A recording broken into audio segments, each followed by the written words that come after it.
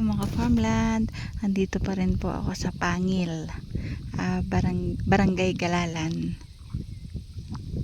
So ang property po ay ayan, along Barangay Road.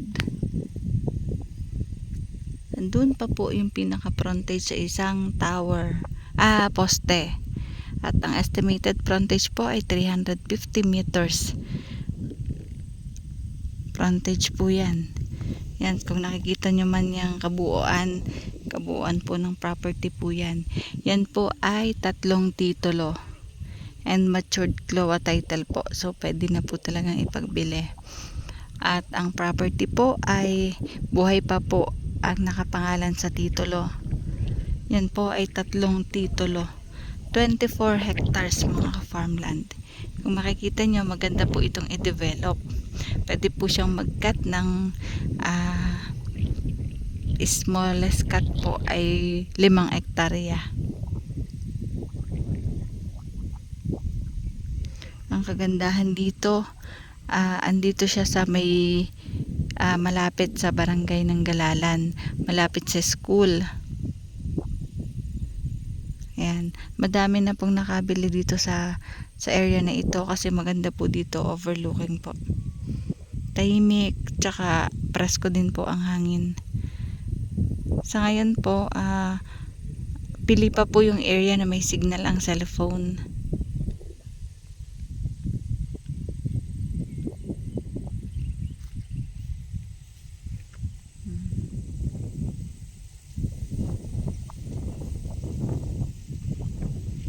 Hanggang doon pa ang property, punta pa po doon. So mamaya lilipat kami doon. Ipapakita ko po sa inyo. So ang gagawin ko lang mga farmland, pupunta ako dito sa malapit na area kasi imagine nyo po yung 24 hectares, hindi ko po kayang malibot yun.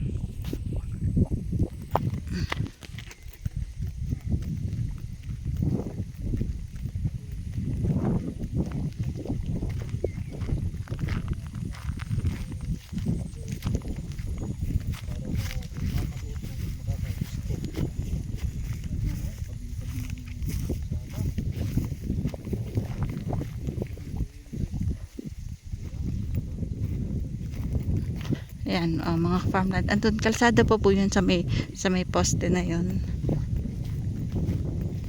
Maganda po itong i-develop na. Pwede po itong gawing rancho, gawing subdivision. Maganda po ito i-subdivide. At ang presyo po nito mga farmland ay 350 pesos per square meter po. Buhay pa po ang nasa titulo or yung nakapangalan sa titulo.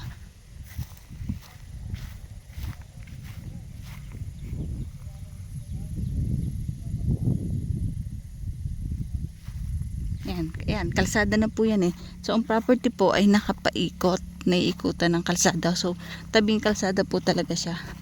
Pwede po mag-cut ng 5 hectares. Yun po yung pinaka-smallest cut niya.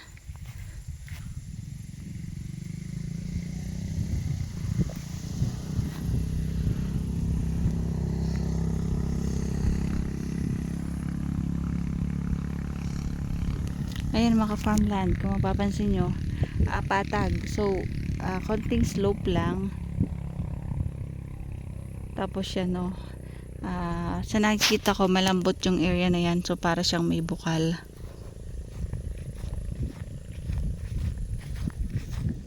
Ang pinaka-source po ng tubig dito is sa bukal. So, medyo malayo. Kaya dapat, pwede din po mag-deep well. Ito po mga ka-farmland ay located dito sa bundok ng Pangil.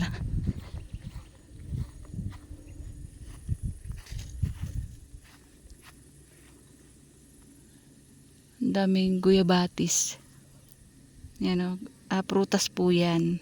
Kung tawagin sa amin guyabatis, guyabanot atis. So, masarap din naman siya, pero sa mga hindi sanay kumain, syempre maninibago. So kaya pala ang daming guyabatis sa loob dito.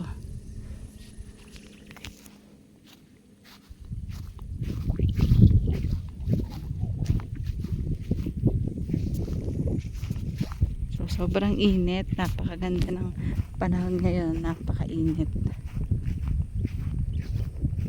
Parang may bukal to, kaya may ganyan dyan. Kalsada yan.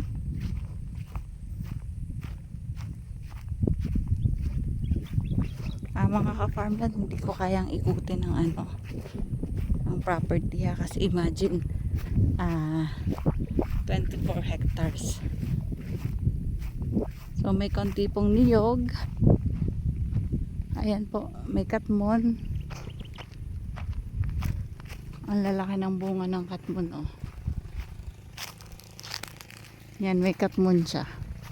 Tapos may niyog, may pailan-ilang niyog.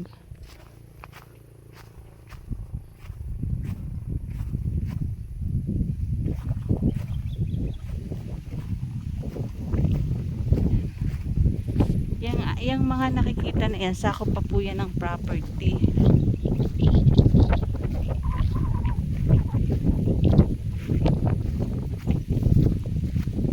Sa area nito, ito po is slope. Pa-slope.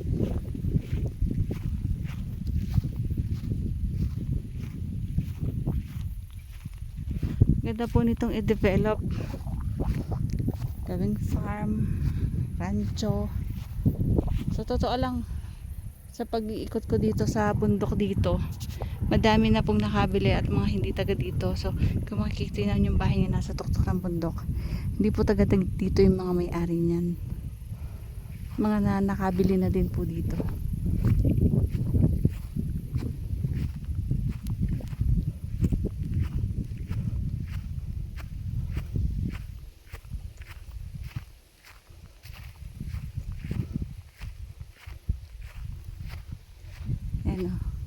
Punta ako dito para maipakita ko yung kabuuan ng view.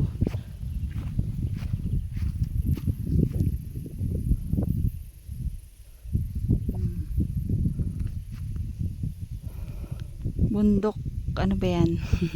Hindi ko alam kung yan yung bundok Banahaw ba or bundok Sierra Madre. Ayan, no, kitang kita yung kabundukan. Tsaka yan, bundok ng Sierra Madre. At ayan po ang Laguna de Bay. Overlooking po ang bay. Ang Laguna de Bay, ayan. Overlooking dito sa property. Yan, o. Laguna de Bay po yan. Hindi na nga lang kasi naharangan ng bahay doon sa harapan.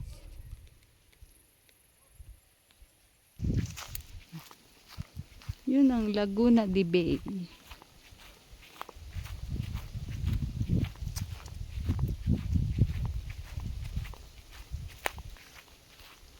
Punta ako dito sa kabila ng property.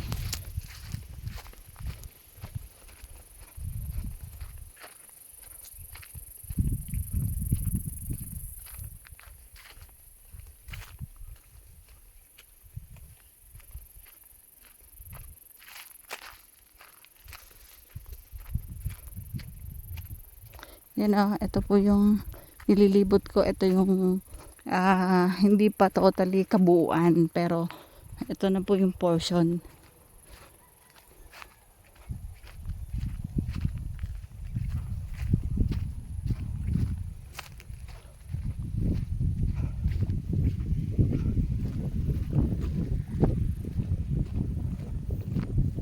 Mga farmland, ito po 24 hectares.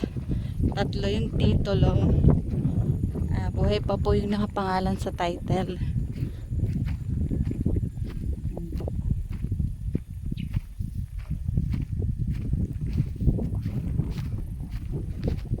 Ayan, sako pa po yan ng property.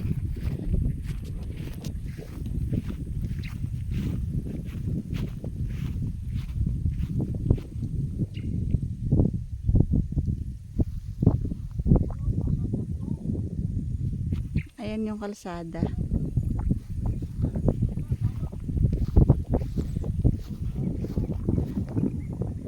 Overlooking po yung bundok.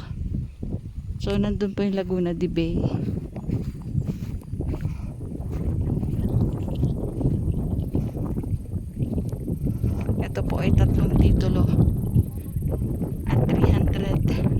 50 pesos per square meter po.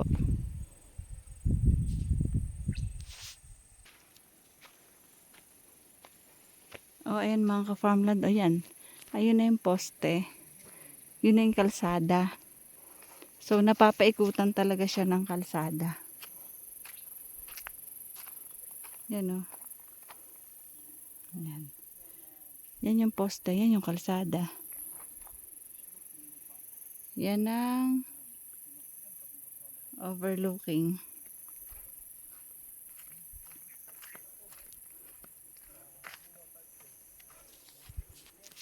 Okay, sige.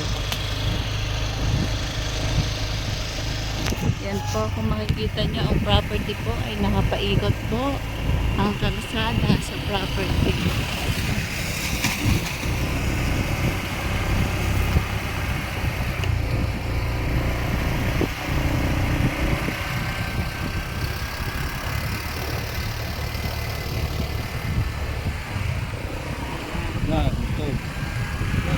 Yan, property pa rin po yan.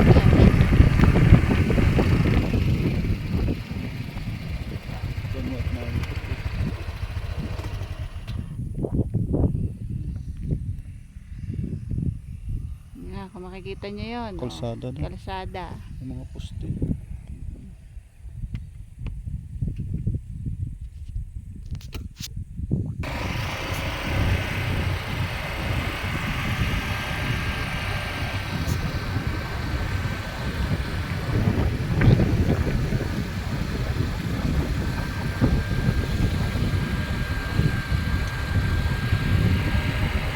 Yan, sako pa ng property yan. Sako pa ng 10,000 hectares yan.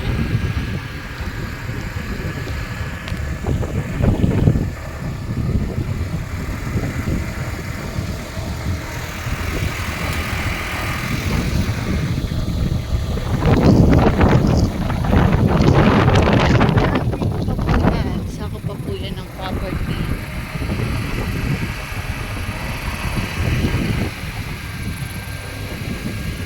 Yan, dito po, lampas pa doon ang sakop ng property.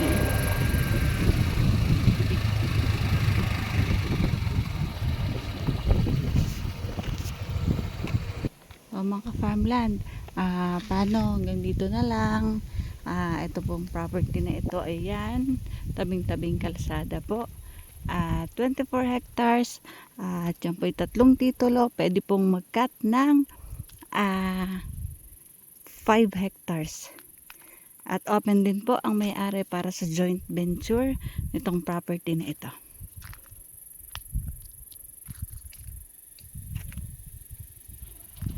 Ang property ay hanggang doon pa. So, paano mga farmland? Bye-bye po. See you for the next videos. God bless po sa ating lahat. Bye-bye.